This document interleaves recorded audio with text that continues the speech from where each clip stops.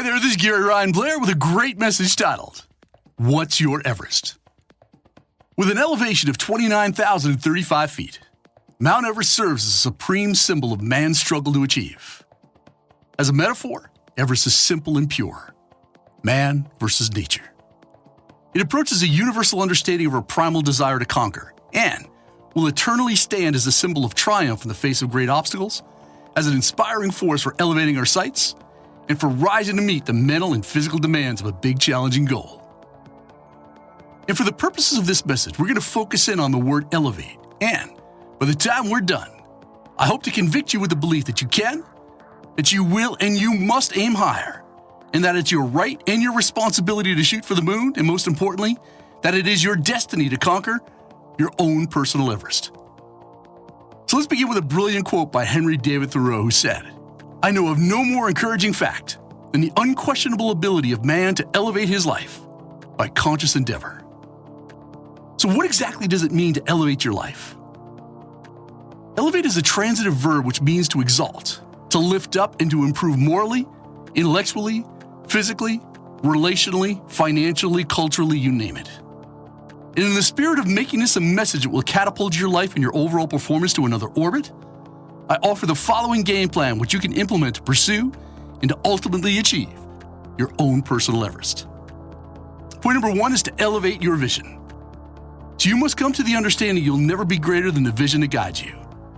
And in the same way that no astronaut ever walked on the moon without going first there in their mind, not one climber made it to the summit of Everest without an inspiring mental picture.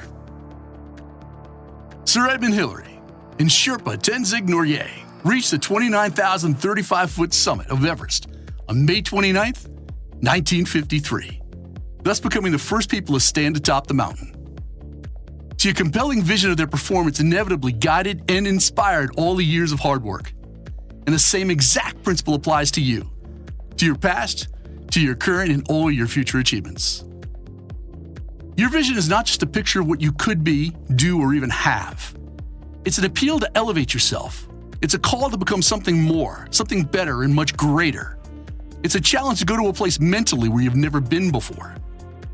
And due to its elevated position in the sky, if you were standing on the very summit of Mount Everest, your vision on the horizon would surpass an astonishing 208 miles. Now that's the kind of vision that you want to experience. The second part of this game plan is to elevate your expectations. So here's another rule without an exception.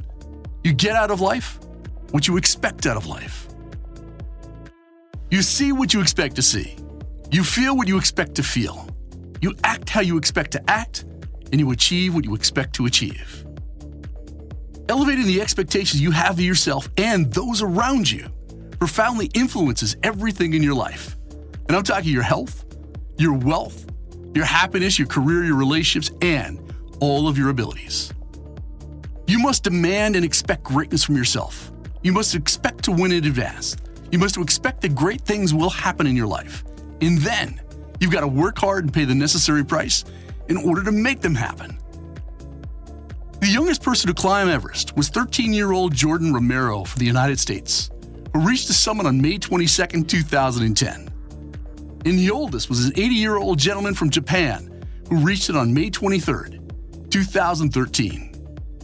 What that means to you is that it's never too late or early to dream big, to elevate your expectations, and to conquer your own personal Everest.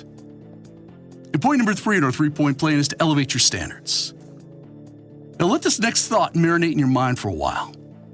Superior performance is not, never has been, nor will it ever be the byproduct of ordinary efforts. If you're seriously committed to getting to the next level, to raising the standards of your profession, to unleashing your greatness, well, there's only one way, and that is to elevate your standards.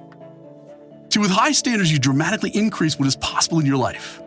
And that is precisely why you must refuse to lower your standards to accommodate those who refuse to raise theirs.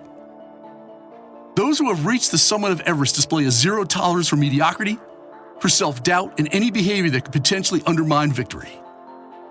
They know that what they put up with, that they end up with.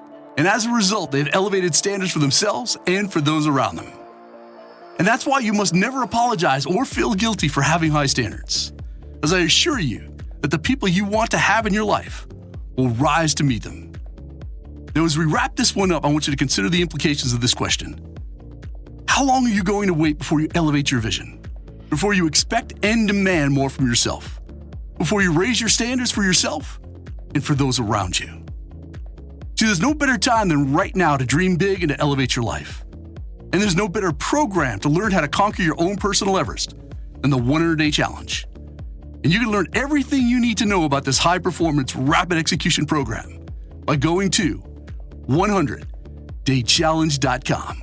And just remember this, it's your life, and you best do something amazing with it.